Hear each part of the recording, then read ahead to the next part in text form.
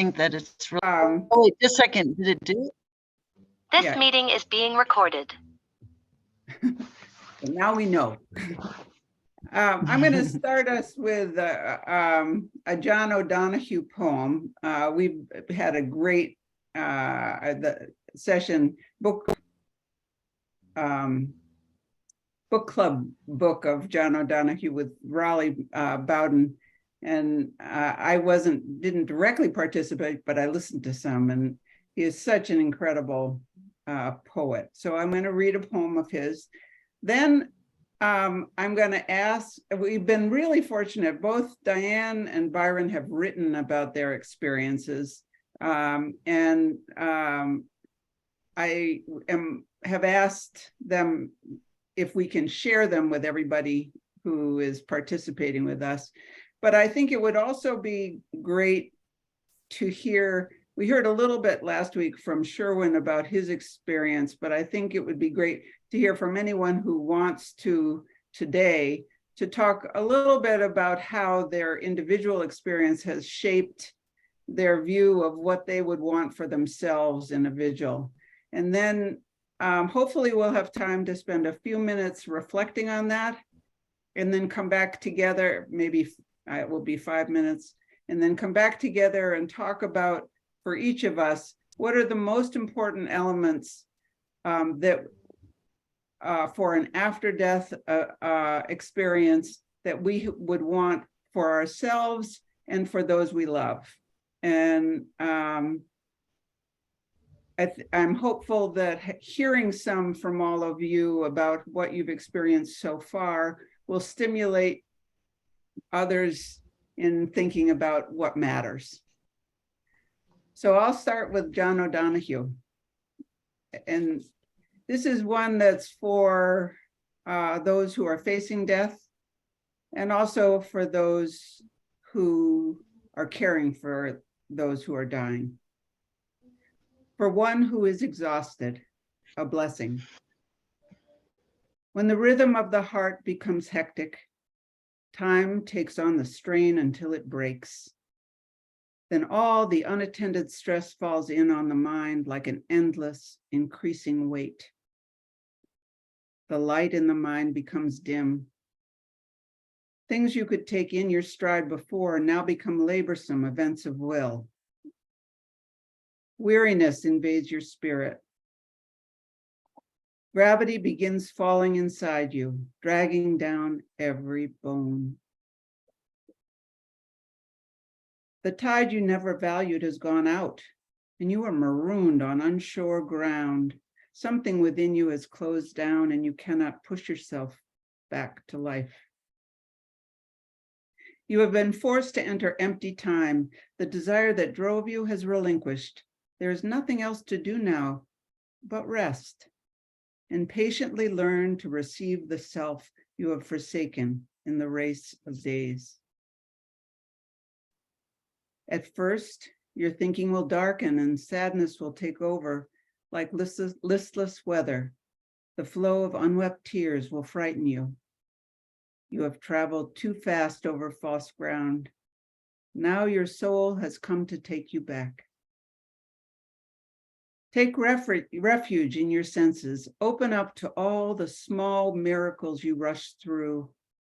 Become inclined to watch the way of rain when it falls slow and free. Imitate the habit of twilight, taking time to open the well of color that fostered the brightness of day. Draw alongside the silence of stone until its calmness can claim you. Be excessively gentle with yourself.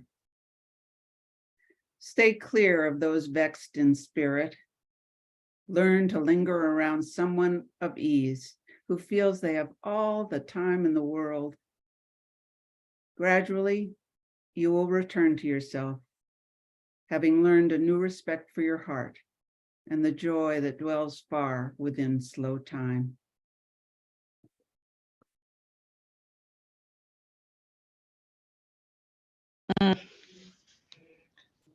Yeah, thanks for that, Betsy. Who would like to start us off with some stories? I did put together a little slideshow, so I can jump in here real quickly. But yeah, I definitely felt exhausted. As I said last week, we lost the patriarch of our family coming up on 2 years ago, May 2nd. And so it turned out that we could not, or it didn't seem that we were going to be able to bring him home. We went to he had a cardiac arrest during while dirt biking, and then we met him up at the trailhead with the coroner and all the EMTs and my kids and a couple of friends, and wanted to bring him back home, but they weren't going to allow that for whatever reason. I'm not sure precisely exactly sure. And so we didn't also just we didn't know what it was going to require, to bring him home. And so we just allowed him. I just didn't have it in me to fight with the coroner that day. So anyway, so he went to the funeral home, and then in the meantime, we put together kind of a thing for the community to come together. And so I'll show some photos of that. This will just take me just a second.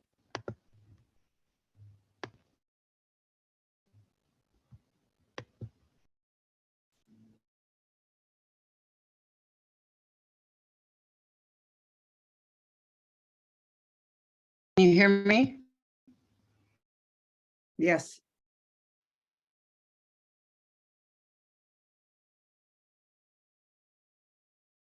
Oh.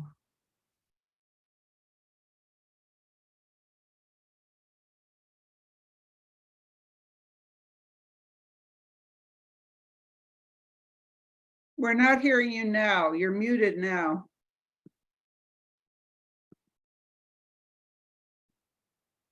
It's so weird. Chromebook and Zoom don't play well together anymore. Let's try this. Can you hear me now? Now we can hear you now. Okay. Can you hear me now? Yes. Yeah. Okay, you can hear me? Mhm. Okay, good. So yeah, so Joe was a builder, and his friends built this beautiful casket for him, and so we brought the community together and to paint his casket, and he was not present for it, but it was it was a wild time. It was a very interesting time, but it was beautiful. The community came together and painted it, and then we had this circle. We're big believers in just coming together and just letting people speak from their hearts in these kind of sacred moments. And so here are my girls. They went into the center of the circle and were speaking to everyone about their dad. And then this was kind of a wild thing. Then I got into the center of the circle.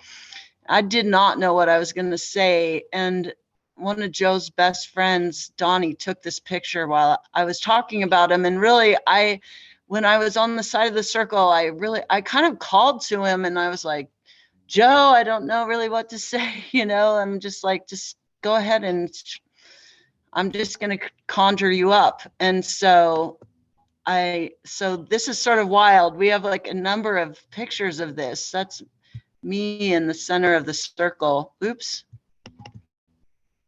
And it's just a mystery, this light beam. Can you still hear me? Yeah. Okay, great. So this is, I think, the thing that I hear about a lot and that I've experienced is that when we do sort of set aside sacred time in honor of our loved ones, like crazy things can kind of happen. And this photo was one of them. And then my girls loaded up this casket. We did some other like ceremonial finishing of the lid to it. And then we brought it to the funeral home a week after he had died. And then this is my girls and I in the weird funeral home. And we got to lay him to rest in this like really incredible way with, the whole bottom of it was lined with cedar and sage and tons of lilacs and all kinds of stuff. People wrote letters, did art, and there's all sorts of things that we put into the casket with them. And we just, we got to spend about 2.5 hours with him there in the funeral home that day. And it was very healing. I didn't put in a picture of this, but afterwards I have a picture of Ari and Chloe, and they're like making the strongman pose because they felt so empowered. And then we had a big community celebration for Joe that is on YouTube. Actually, I can share the link if anyone is interested in it. And it was pretty powerful. We did a big procession down the main street, Glover Street, into the park, and just held space for folks to tell their stories. And then we had food together and a band, and it was pretty wonderful. And our family celebrates Dia de los Muertos. I'm just going through kind of a lot of our ceremonies, so you can get a little picture of it. But the first year, we definitely were not ready to build an altar for Joe. And so last year, on the anniversary of his death, then we finally were, this is difficult to see maybe, but we were able to put together a whole altar for him. And we just sat every night for 3 nights, just telling all sorts of stories, every story we could remember about Joe. And it just really has been helpful. So I'm going to come on back. And so I guess, the lesson there is, even if you can't do what you sort of like your vision might be, it is really powerful to just gather together and speak from the heart and create some art together, and help each other to just integrate, begin to sew back together some of the fibers, because it's such a big tear when someone you love is suddenly no longer there in the physical realm. And now 2 years later, I feel like all of us are really felt very blessed with continuing our relationship with Joe. And we feel each one of us in our own way is like, just still feels really connected. That's been a powerful lesson, that even in amongst so much pain like that you can see that you can continue those connections, and you can go on, you can heal, you don't just move forward, you can connect with deeper parts of yourself and continue on. So that's what I have. That's so beautiful. It was just so beautiful. And the spontaneity of it is so incredible. Here we are getting together and thinking, well, can we reimagine? Can we plan? But you can't plan for everything. And for you, what you pulled together, what came together is very beautiful. Thank you for sharing all that.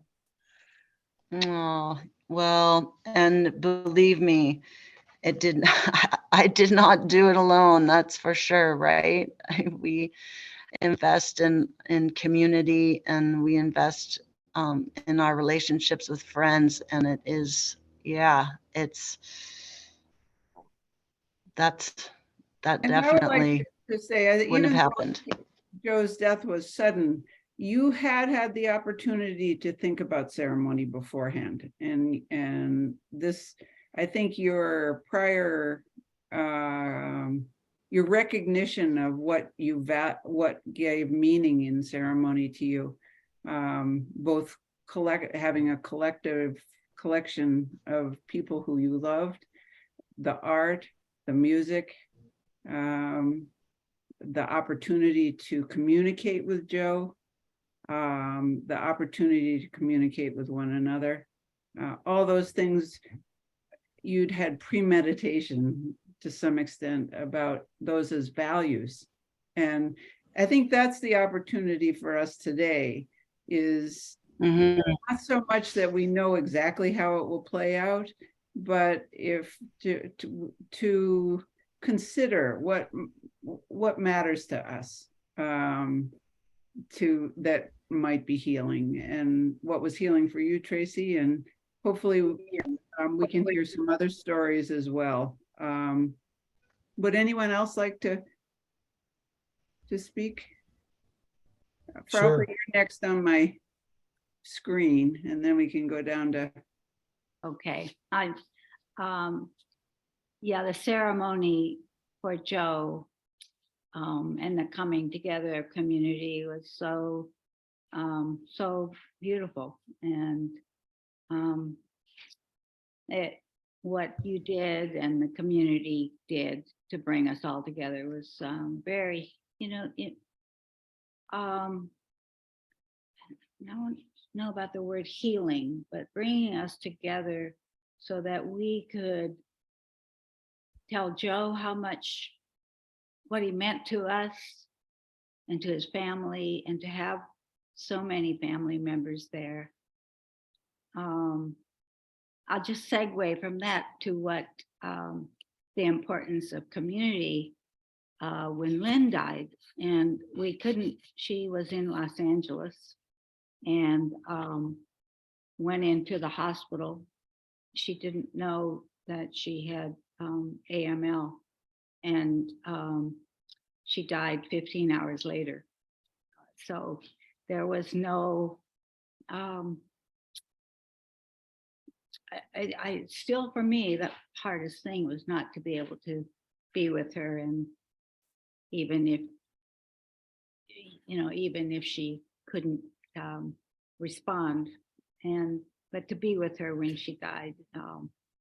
But immediately after that, that same evening, we had about a dozen friends come over to our house, and it was raining, pouring down rain. And we had a little outdoor fire going. And that beginning ceremony, they sang songs, they brought food, they got us to talk, which we hadn't done so much. Mostly we'd just been crying. And it was like the first step of acceptance and being surrounded by so much love and support. And it continued that way from friends far and wide, and through Zoom meetings. And then we had about, maybe a month after she died, we brought together family and friends that were nearby. We have 2 children who live in Brooklyn, and then one who lives here, and then Lynn's family. And they all came over to Twisp, and we had a beautiful ceremony around a tree that we planted for her. And Lynn always wanted to be, she had expressed a desire to become a tree when she died. And so we got to put her remains in the roots of the tree. And I haven't been to Twist now for about 2 months. So, but I think that the leaves are budding, and and it is such a wonderful, remembrance. And we went to a ceremony Sunday for a young woman who was a dear friend of Lynn's, and she died of, she had cancer previously, and it came back, and she died very quickly. And this,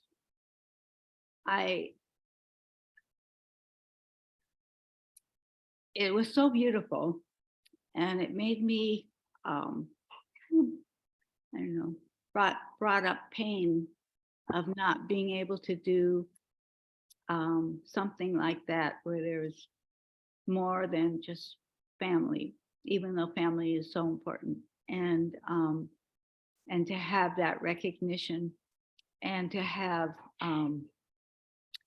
the ability for her family to be with her. And I was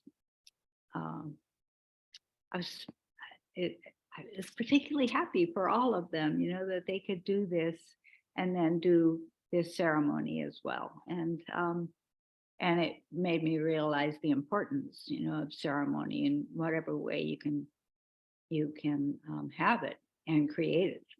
And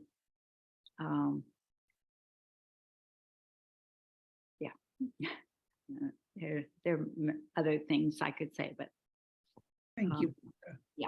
thank you.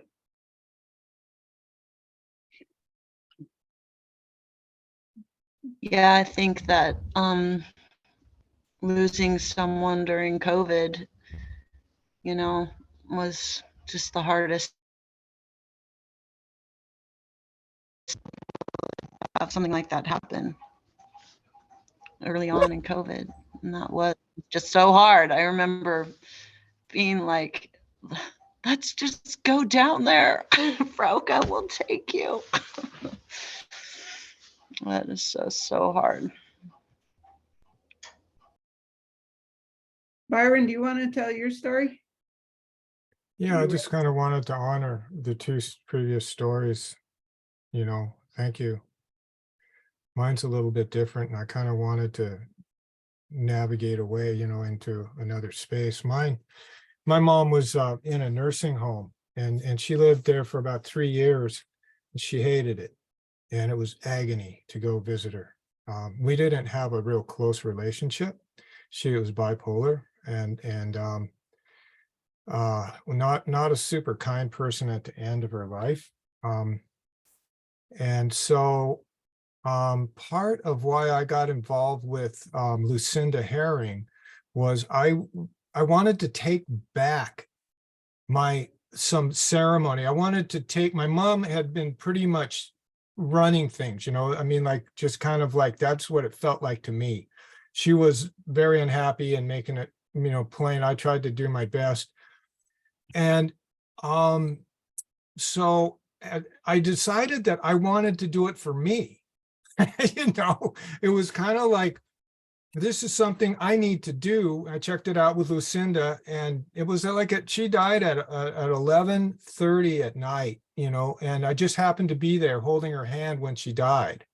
And I'd gone back. I mean, it was just the sequence was really interesting. And so I had the travel document. You have to have the travel document if you're going to do this.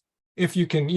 So I had the travel document, and when I'll reiterate from last week, I asked Lucinda on a borrowed cell phone because mine died, right when I'm trying to do all this, and I called Lucinda at 12 at night. She answered, and I said, I don't know what to do. None of my family's supporting this. I think I'm crazy. And what do you think? And she goes, well, since you got the travel document, I've never heard of any that ever happening before, like that. So I think it's a green light from the universe. And we just went with that attitude. It was just like, oh my God, thank you so much to Lucinda. And so then what I found was that in the process of bringing my mom, and we did it really makeshift. I mean, I had a piece of plywood and we wrapped it in plastic. It was duct tape. It was crazy. And the nurses were just like, okay, they all helped us out. But since I had all my documents and, we could be human because I had all I had everything ready to go. And they just assisted us out with, with my mom to my van. And I had a dear friend who helped me. Okay, so we fast forward. That was one of the most powerful sacred moments, that intentional sacred moments that were created once we got my mom into the room and whatnot, into a ceremonial space in the house we were living in. I just kind of went, it coasted, and the ceremony, the space just happened. And I had everything from people, like a couple with their young daughter came, said they wanted to show their daughter, can we come and witness your mom? Can we show our daughter what death is? And they brought a little coloring book. I mean, it was the craziest stuff that was happening. But I think mainly the main thing was the potential for healing that happens within families, and that sacred space can allow for some healing to occur in many different ways. Estranged family members coming and whatnot. Anyway, what happened was, at the end, both my sons and my brother both told me, oh, we get it now. Individually, they all told me, oh, we get it. Thank you so much for doing this. And so it was really cool to come away with their appreciation and their, getting it. And we watched the life ebb out of my mom too. So by the third day that morning, it was really clear that her spirit was pretty much gone. And I can't, it's just the way that her face was, the way it felt. And yeah, so that's and yeah, and I guess we're going to move into, how we'll do it ourselves and whatnot, I think, later. But that's my story. That it was an intentional moment I was just going on intuition. Well, actually, Linda had already done it. So Linda in the book had already done it with her mom. Lucinda had helped her. And then this arborist, a tree fell. He was at the top of the tree when it went down. And so I was able to go and witness his body in the house. And so between the two experiences, that's what allowed me to even think about, or to have the desire, having it role model. Yeah.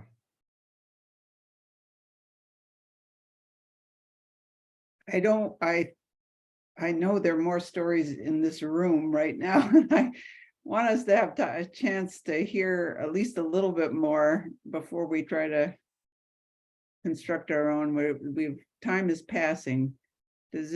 Diane, do you wanna? And could I share a screen? Sure. Okay. Tracy, Who's control? Tracy, are you controlling? the master of the screen. Yeah, we can't hear you, Tracy, again, but if you could share your screen. Yeah, it's set up. Sorry. It's set up so that you can screen share. Okay.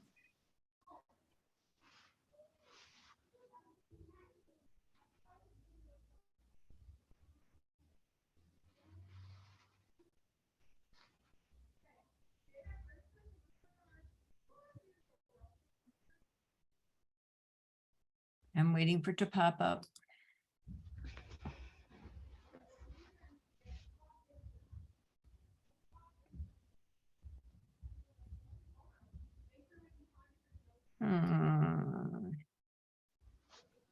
Okay, I'm going to try it again. I know sometimes Zoom can be so fickle. It's really interesting.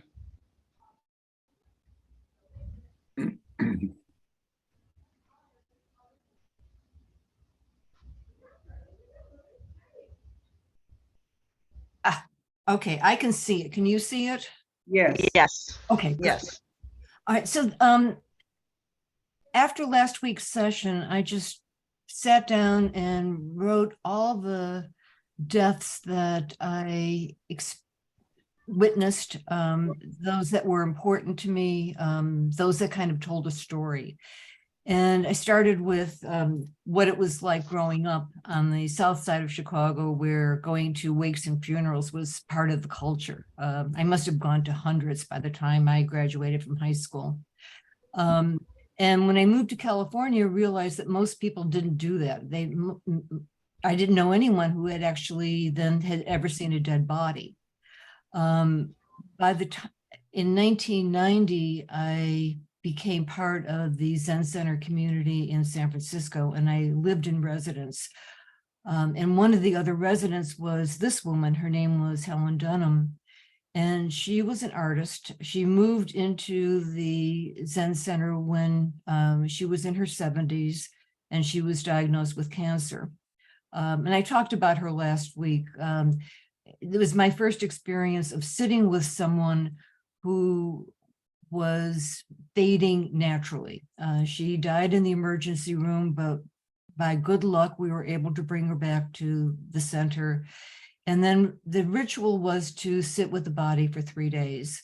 And so I got to watch the changes, and that was my first experience. The second experience was with one of the priests who died. And by that time, I had lived in Zen Center long enough so that I could participate in how to prepare the body. So I learned about how to wash the body, dressing, diapering, covering the eyes, wrapping the chin up, and surrounding the body with dry ice. And then it was just part of our Zen tradition to sit with the body, people meditating, chanting at times, and just watching the changes. The next person that was important to me was an old teacher, and his name was Lou. And by that time I had moved out. I was living in Olympia, and I went back for his death. He died an hour after I arrived. And it was the same thing. We sat with the body, dressed him, washed him, dressed him, and then carried out Buddhist traditions in terms of chanting and how we cared for him. He was at Zen Center Hospice, and so his room was on the second floor, and people, when they sat with him for that 3-day period, they were quiet and attentive, chanting, sometimes whispering into his ear. But downstairs, because he was such a popular teacher, the whole first floor just filled with people telling stories. And so it was like these two different worlds were happening. One was sending him off quietly, and then downstairs it was people laughing and telling just very funny Lou stories. Lou had been born into a very privileged New England life, and in the 30s he became a communist, and by the 50s he was blackballed by the McCarthy committee, and so he had never really professionally lived up to his potential, but he became sort of the grand master of our particular Zen community. And his death was actually very joyful. He was 97, and he had hundreds of people wishing him well. This was the hardest story. These are very, very good friends, Lynn and Hillary. They were hospice nurses, and they were both ill and became disabled, and they left San Francisco to move into a continuing care community in Olympia, and to be near me. And Lynn was Hillary's durable power of attorney, and I was Lynn's. And they died within 9 days of each other. It was terribly painful, physically painful for them, emotionally painful. And for some reason, they were Buddhists, they were hospice nurses, but for some reason, they did not really plan for they didn't plan for death. They didn't have advanced directives. We, at the very last minute, we put something together, but it wasn't something that was thought out. And so they died in institutions, one in a hospital and one in a nursing home. And it was not sacred. I was able to be with the body for each body for a couple of hours, but they were institutions, and because they hadn't planned, their bodies couldn't be cremated. They had to get the permission from family members, and for Lynn, her family she was estranged from them, so her body sat in the drawer, in the ice cold drawer, for weeks before it was released to me. And some of it was poor planning, and some of it was maybe just bad luck, but I had so wished that their deaths could have been different. And the most perfect story of all, and Sherwin will talk more about this, was Sherwin's wife, Bronwyn. And she knew she was dying, and for a whole year, her husband, her family, her friends were with her during the dying process. And when the day that she died, and we had planned, she wanted our friend Jane and myself to wash her body and prepare her, and we did that. And we dressed her in a linen shroud, put her Buddhist rakusu on her shoulder, and then we took her to a separate room, and she was on a cot, flowers around her, dry ice around her, set up an altar and candles. And then for me, the best part was what everyone has mentioned so far, is the community coming together. We sat out, Sherwin set up chairs outside in the patio, and people just dropped by. And they could go into the room and spend some quiet time with her, and then they would come out, and we would just talk. And she was part of that. And when somebody dies in a Buddhist community, we ring the bell 108 times. And after 32 hours, it seemed that Bronwyn was gone. She was truly gone. And so the funeral home came to take her body, and we rang the bell 108 times. And this is hard.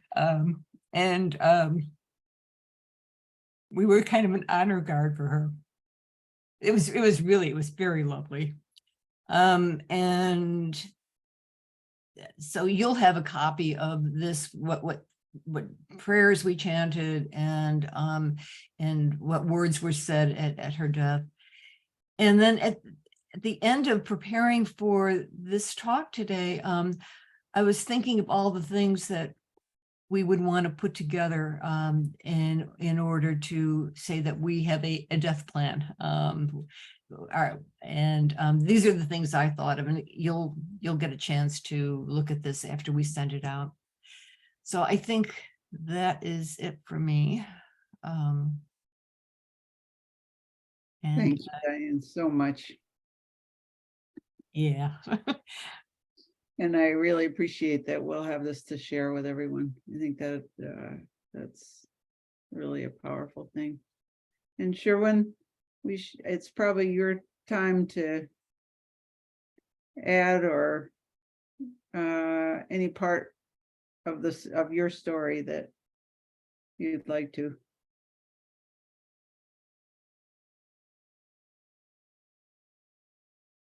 You're on mute though.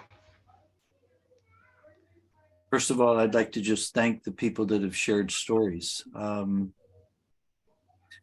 Yeah, I don't remember exactly what I said last time, but I come from this Jewish background that when someone dies, the body's taken away and someone sits with the body for 48 hours or so until the person is buried, but it's usually not the family members. And certainly in Orthodox Judaism, if it's a partner that dies, the partner is not supposed to be the one that sits with the body. It's supposed to be someone else. You sometimes hire someone from the temple to sit with the body, but it's not you. And this whole experience with Bronwyn it just made me think about her life and the way her ceremony was and how meaningful and how powerful that was, having her body and presence stay in the house for that period of time. And I think I wasn't as attentive to some of what some of you have described with seeing the changes. I was more in shock and grief, but still that presence and staying overnight in the same room with her that first night was, just extremely important in some ways that I still don't quite understand. But it raises the question that Diane is bringing up, and for me, and what I think you're going to talk about down the line is, I don't know what I want for myself anymore.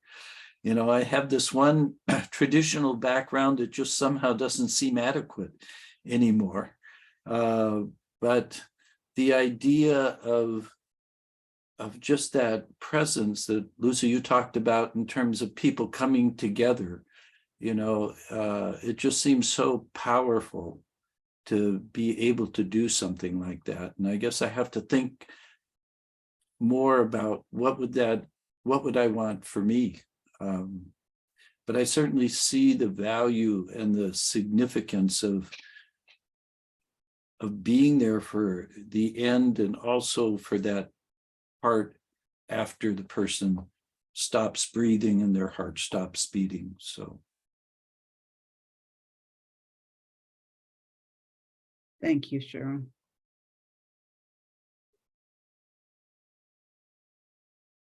Carolyn or Jocelyn, do either of you want to share? I think here, let me unmute you, Carol. Or can you unmute yourself? Yeah. Okay. Can you hear me? Yes. So, to go back to my son's death, I didn't have this kind of awareness. We did have a wonderful outpouring of love and community, but we didn't really have a passage or a ceremony until we had the memorial. And it seems so important hearing what, some of the preparation, even if it wasn't planned, that went into this spontaneous outpouring of love. And so just recently, I did get to be with Anne Henry, and it was so beautiful. It was, I was with her while she was alive, and then she had asked when she died that she would be put under a soft cloth and flowers and surrounded by trees, and her family did that. And as we said goodbye, that final goodbye, it was so beautiful.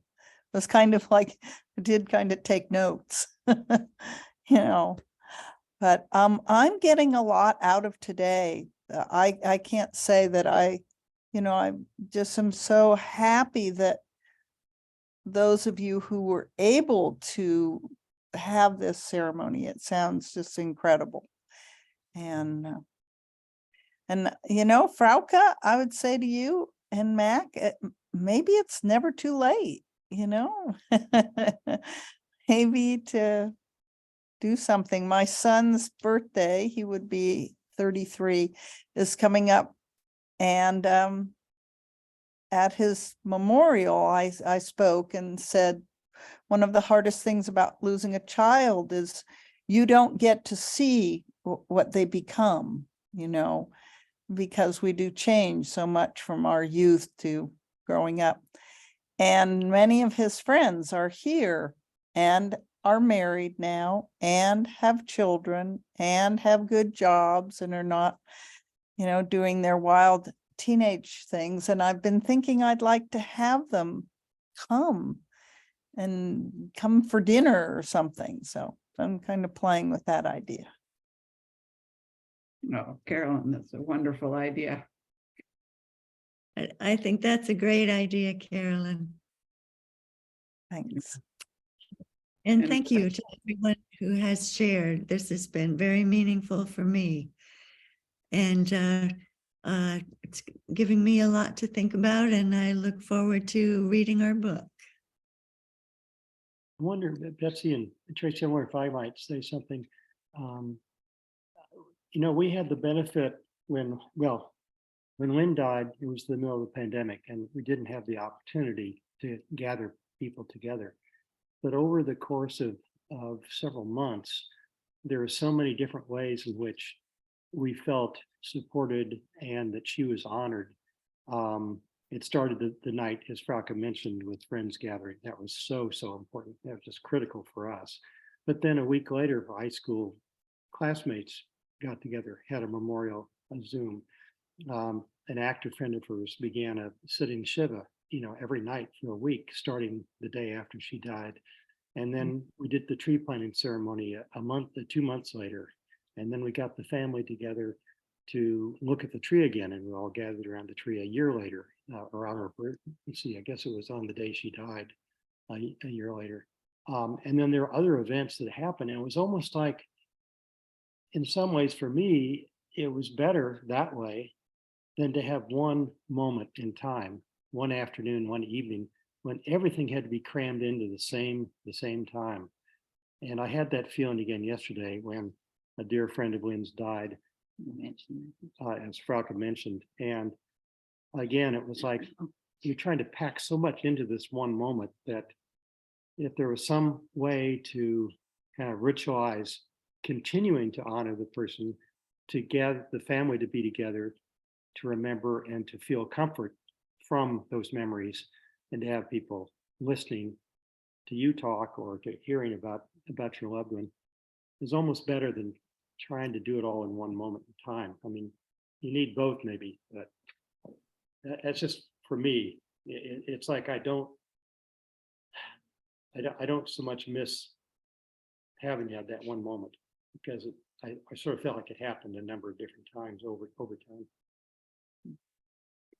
Well, I think you're absolutely right. There is no one moment that summarizes your feelings and your grief and your gratitude and all the things that go into the relationship with someone who's died. And it's interesting how varied how many traditions include that piece, whether it's Dios de los Muertos or Buddhist traditions that might have an altar to honor the dead, or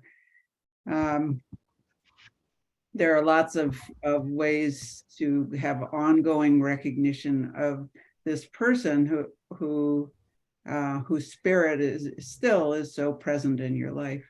And it's another area I think that's worth considering about what might have meaning for you and how you might carry that spirit forward. You know, we've got no time, and that's absolutely I fine. know. Can't I think. wonder though, Spend an hour. So I wonder if, can you hear me? Yeah. Sorry to interrupt, Betsy. If folks can stay on a little bit, I think that could be unfortunately, I can't. helpful. I don't know if you, can. oh yeah, no, actually we can't, because this Zoom is going to need to be used. But I just want to say real quickly, I do want to put it on the recording here that in the Methow Valley, you know, in the state of Washington, we do have the legal right to be a funeral director for our loved ones. Okay. After 24 hours, the body needs to be refrigerated at 38 degrees. And so that's where we're talking about using dry ice, or right now it can be really difficult to actually get dry ice and the supply chain issues and whatnot. And so, as Betsy, you were saying, you can use the block ice, and there must be some kind of special bags or something that are leak proof, I'm assuming, with that. But I just want everybody to realize that we do have that right. It is tricky if your person is not at home. So in that way, Byron, you were so right on to already have your transport permit.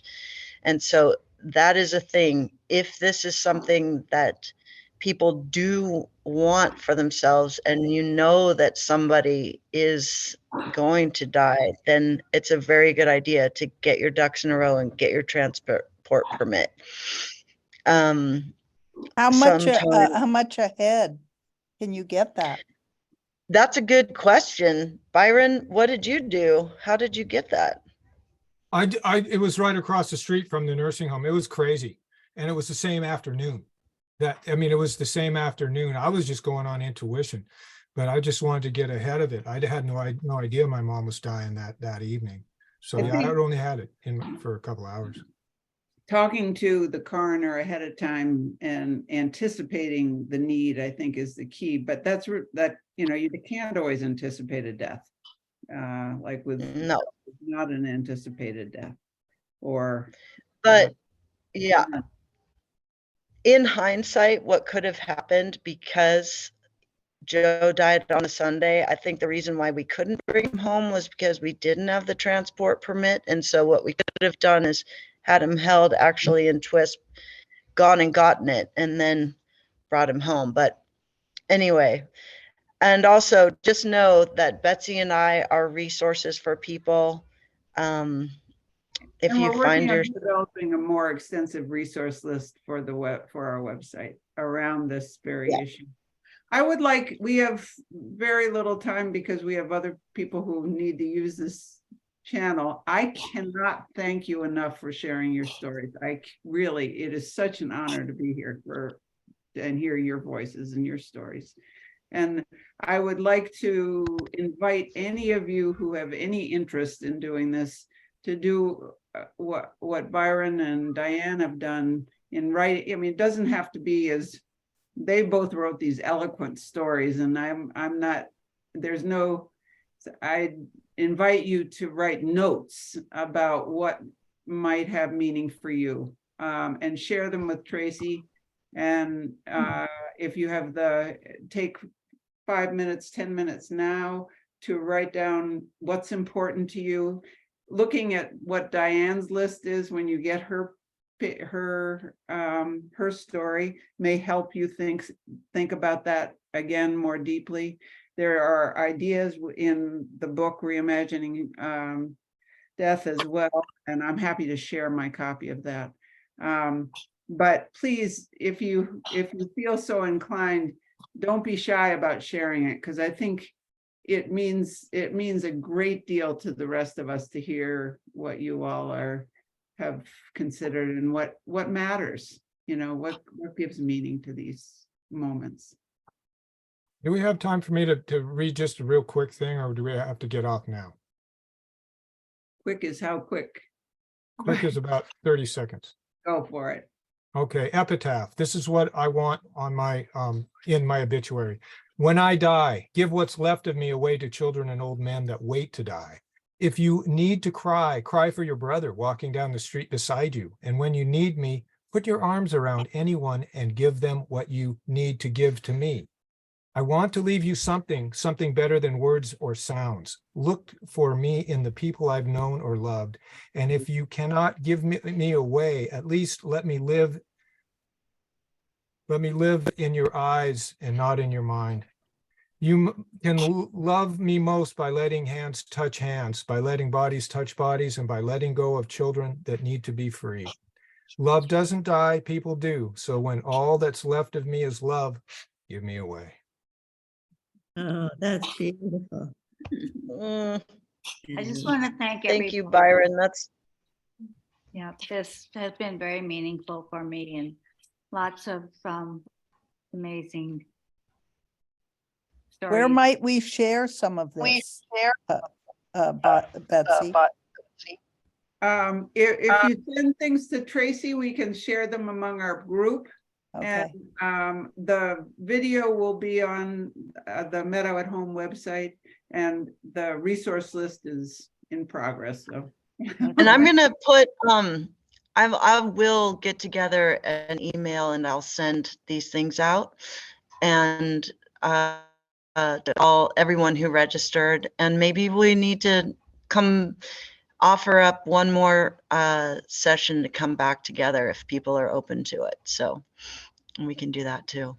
All Okay. right. Thank you so much. I wish we had more time. Include the poem. Ah. Thanks for putting this together. Yeah, thanks.